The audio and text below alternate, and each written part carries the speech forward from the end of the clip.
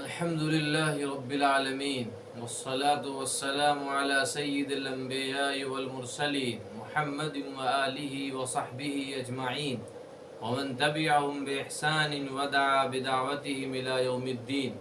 أما بعد فأعوذ بالله من الشيطان الرجيم. بسم الله الرحمن الرحيم. قل هل يستوي الذين يعلمون والذين لا يعلمون إنما يتذكر أولو الألباب. حضرات محترم، میرے محترم بزرگوں، دینی اور ایمانی بھائیوں اور ہم وطن ساتھیوں، طلباء و طالبات، آج کی تاریخ میں ہم اپنی طرف سے پورے وطن عزیز کو اور اس کے طلباء و طالبات کو اور علمی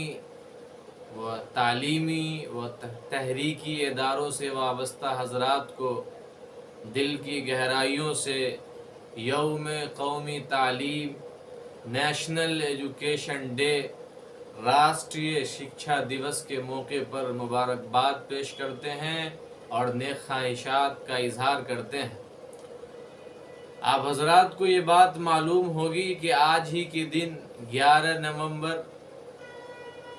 1888 عیسوی کو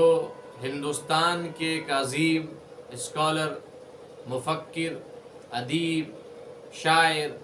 عالم دین، فلسفی اور عظیم مجاہد آزادی امام الہند حضرت مولانا ابوالکلام آزاد علیہ الرحمہ کی پیدائش مکہ مکرمہ سعودی عرب میں ہوئی تھی۔ مولانا ابوالکلام آزاد علیہ الرحمہ ہندوستان کے آزاد ہندوستان کے پہلے وزیر تعلیم قرار دیے گئے تھے۔ یہ پوری امت مسلمہ کے لیے اور پورے وطن کے لیے، برادران وطن کے لیے بھی بڑی خوشبختی اور بڑی ہی خوشی و مسرت کی بات رہی کہ آزاد ہندوستان کے پہلے وزیر تعلیم امام الہند حضرت مولانا ابوالکلام آزاد علیہ الرحمہ کو بنایا گیا۔ حضرت مولانا ابوالکلام آزاد علیہ الرحمہ کو یہ مقام و مرتبہ ان کی ذہانت، ان کی فطانت، ان کی علمی استعداد اور صلاحیت کی بنیاد پہ عطا ہوا تھا۔ چونکہ یہ بات تاریخ کی کتابوں میں ملتی ہے کہ 13 سے 14 سال کی عمر میں انہوں نے عربیات پر، ادبیات پر اور دیگر زبانوں پر عبور حاصل کر لیا تھا، اور ان کی قلم کی طاقت کا یہ اندازہ تھا کہ انہوں نے بہت کم عمری کے اندر قلم کے ذریعے سے اور اپنی تحریر کے ذریعے سے امت کو، قوم کو، ملت کو انہوں نے مخاطب کرنا شروع کر دیا تھا، اور ایک رسالہ بھی انہوں نے جاری و ساری فرما دیا تھا۔ یہ بات بھی ذہن میں رہنی چاہیے کہ آزاد ہندوستان کے اندر امام الہند حضرت مولانا ابوالکلام آزاد علیہ الرحمہ واحد شخص ہے جنہوں نے تقسیم ہند کی سب سے زیادہ مخالفت کی، اور جب یہ بہت مخالفت کے باوجود، روکنے کے باوجود، غلط افکار کے حاملین افراد کے ذریعے جب یہ معاملہ پیش آنے لگا، پھر بھی انہوں نے دہلی کی جامع مسجد کے پاس کبھی ان کی سیڑھیوں پہ، کبھی ممبر سے وہ بھاگتے ہوئے لوگوں کو، مسلمانوں کو روکتے تھے اور یہ کہتے تھے کہ تم فرار کے نام پہ ہجرت کی راہ اختیار نہ کرو، چونکہ ان کا یہ تصور تھا کہ یہ زمین کی تقسیم پاکی اور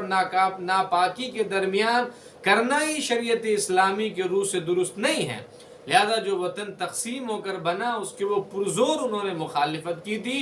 اور بھاگتے ہوئے مسلمانوں سے انہوں نے دلی کی جامع مسجد کا انہوں نے حوالہ دیا کہ جامع مسجد کا تقدس کا حوالہ ہے کہ تم رک جاؤ، اور لال قلعے کی لالی اور سرخی تمہیں پکارتی ہے رک جاؤ، قطب مینار کی بلندی کا عظمت کا واسطہ تمہیں دیا جا رہا رک جاؤ، اور ان کی اس آواز پر بھاگتے ہوئے مسلمانوں نے اپنے قدم کو روکا تھا۔ اور ہندوستان کے وزیر تعلیم علم کے میدان میں بھی ان کی بڑی قربانی ہے، اور موجودہ نظام تعلیم جو ابھی ہمارے سامنے موجود ہے اس کو انہوں نے تشکیل دیا تھا۔ ہندوستان کا ذرہ ذرہ ان کی قربانیوں سے واقف ہے کہا جاتا ہے کہ ذرہ ذرہ بوٹا بوٹا حال ہمارا جانے ہے،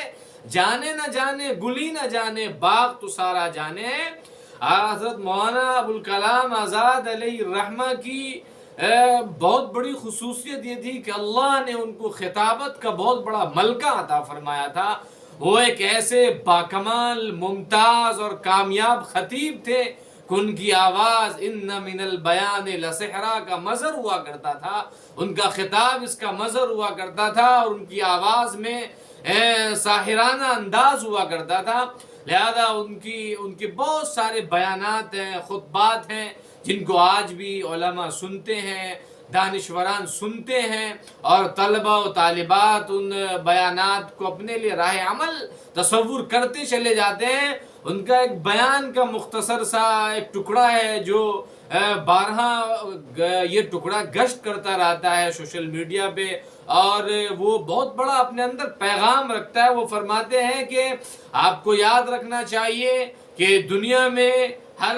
ذمہ داری کے تقاضے ہوا کرتے ہیں اور ان تقاضوں کو پورے کرنے پڑتے ہیں۔ وہ یہ بھی فرماتے ہیں کہ دنیا میں ٹھوکریں انہیں لگتی ہیں جو میدان میں دوڑتے اور چلتے ہیں، انہیں ٹھوکریں نہیں لگتی جو پاؤں توڑ کر ہاتھ جوڑ کر بیٹھ جاتے ہیں۔ وہ یہ فرماتے ہیں کہ دنیا میں رہنا ہے تو ہمت کے ساتھ، عزم کے ساتھ، حوصلے کے ساتھ، اور حالات سے گھبرانا نہیں ہے، مایوس نہیں ہونا ہے، بلکہ ایک مرد مجاہد کی طرح حالات جب آتے ہیں اس کا مقابلہ کرنا ہے۔ یہ وہ تصورات ہے جس کے ذریعے سے یہ وطن ان کی قربانیوں سے بھرا ہوا ہے، اور وطن کا ذرہ ذرہ ان کی قربانیوں تلے دبا ہوا ہے۔ لہذا اس بات کو کوئی بھول بھی نہیں سکتا ہے کہ ایک ایسا دانشور اس ملک کو عطا ہوا جن کی پاکیزگی، جن کی ذہانت، جن کی فطانت سے ہندوستان بہت ہی ترقی کے منازل کو، اس کے راستے کو طے کیا۔ یہی وجہ تھی کہ ان کے ساتھ جو وطن عزیز کا رویہ رہا، اس پر جب بات اٹھائی گئی، جب آواز لگائی گئی، صدا دی گئی، تو 2008 کے عیسوی میں اور 2008 کے سال میں بھارت سرکار نے ان کی تاریخ پیدائش کو، ان کی قربانیوں کو یاد کرنے، ان کی جہد مسلسل اور جہد عمل کو یاد کرنے کے لیے 11 نومبر کو نیشنل ایجوکیشن ڈے منانے کا فیصلہ کیا، جس کے بعد سے آج تک ہندوستان کا ذرہ ذرہ، کونا کونا، چاہے وہ بڑا سے بڑا ایم ایل اے ہو، ایم پی ہو، سیاستداں ہو، سب لوگ ان کو خراج عقیدت پیش کرتے ہیں۔ نیشنل ایجوکیشن ڈے کے طور پہ ان کو یاد کیا جاتا ہے۔ علمی مقام و مرتبہ کا اندازہ اس بات سے لگایا جا سکتا ہے کہ سینکڑوں اس وطن عزیز میں ان کے نام سے منصوب ادارے ہیں۔ Maulana Azad national Urdu university, Maulana Azad technical college, Maulana Azad medical college, Maulana Azad dental college, بے شمار ناموں سے ان کے ساتھ کالج، اسکول، انسٹیٹیوٹ جڑے ہوئے ہیں، اور یہ جڑنا، ان کی طرف نسبت کرنا چلانے والے ادارے اور اس کے فاؤنڈرز اپنے لیے فخر کا ذریعہ سمجھتے ہیں۔ لہذا یہ ایک ایسی ہستی تھی، ایک ایسا چراغ تھا جس سے پورا دیش، پوری دنیا روشنی حاصل کر رہی تھی، اور وطن عزیز آج تک روشنی حاصل کر رہی ہے۔ وطن عزیز کو آزاد کرانے میں کانگریس کی چاہے وہ رہنمائی ہو، یا وطن عزیز کی پورے برادران وطن کے ساتھ جو مہم چھڑی گئی تھی، اس میں صف اول میں اگر کوئی شخصیت، کوئی ہستی کھڑی رہی تو حضرت مولانا ابوالکلام آزاد علیہ الرحمہ کی ہستی اور شخصیت تھی۔ اس لیے آج چاہیے کہ ان کی ذات کو، ان کی ہستی کو، ان کی شخصیت کو اور بھی اچھے انداز میں یاد کیا جائے، ان کے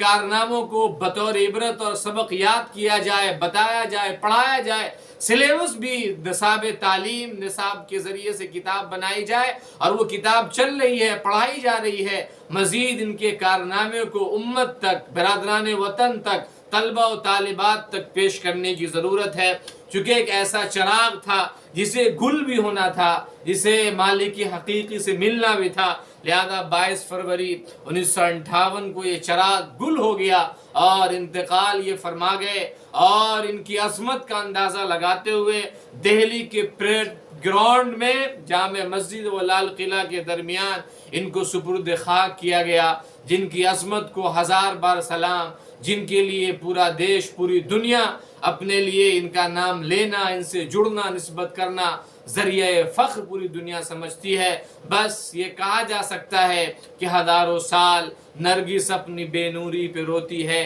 ہزاروں